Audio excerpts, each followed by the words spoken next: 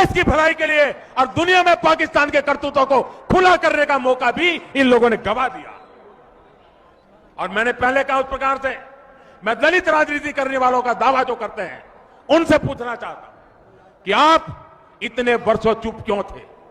आपको इन दलितों की तकलीफ कभी क्यों नहीं दिखाई दी?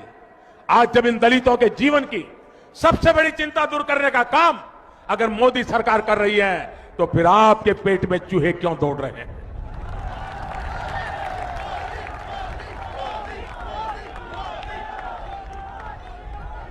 साथियों, यहां दिल्ली में ही मजनू का टीला में 2 हफ्ते पहले ही ऐसे ही एक शरणार्थी के कैंप में एक बिटिया का जन्म हुआ और उसके मां बाप ने उस बेटिया का नाम नागरिकता रख लिया। नागरिकता।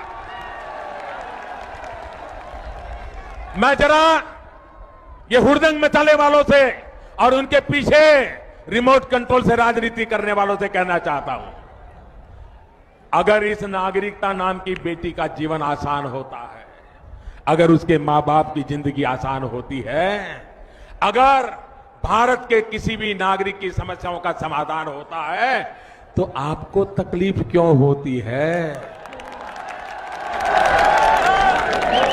देश में दशकों से रह रहे लाखों गरीबों, सताए हुए शोषित दलित परिवार जो उत्पीड़न के कारण उनको भारत आने के लिए मजबूर होना पड़ा है, मुसीबत के मारे आए हैं, अपना धर्म, अपना सम्मान, अपनी बेटियों की इज्जत बचाने के लिए आए हैं। मैं जरा इन लोगों से पूछना चाहता हूं, आपको उनसे दुश्मनी क्या है?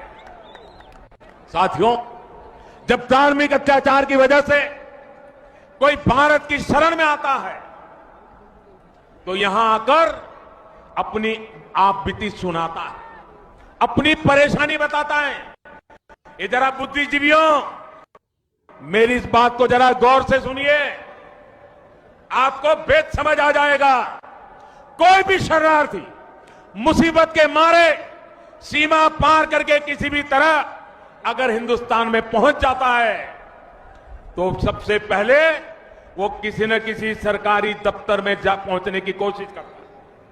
छोटा सा भी सरकारी मुलाजिम मिल जाए तो उसके पास जाता है, नजदीक में पुलिस थाना है तो वहां जाता है और हाथ जोड़ करके खुद कहता है कि मैं पाकिस्तान से आया हूं, मुझे आना पड़ा है, मेरी जिंदगी बचाने के लिए आया हूं, आप मेरी मदद कीजिए।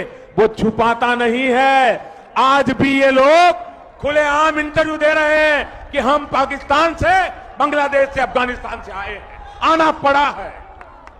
लेकिन जो घुसपैठिया है, न वो इंटरव्यू देता है, न प्रेस से बात करता है, न पुलिस को बताता है कि मेरी मदद करो। वो आकर के छिप जाता है और कहीं ना कहीं अपना जीवन स्थिर करने के लिए जुगाड़ लगा देता है और जो एजेंट होते हैं उनको मजदूरी का कुछ हिस्सा देता रहता है। भाइयों बहनों, बड़ा सीधा साधा फर्क है।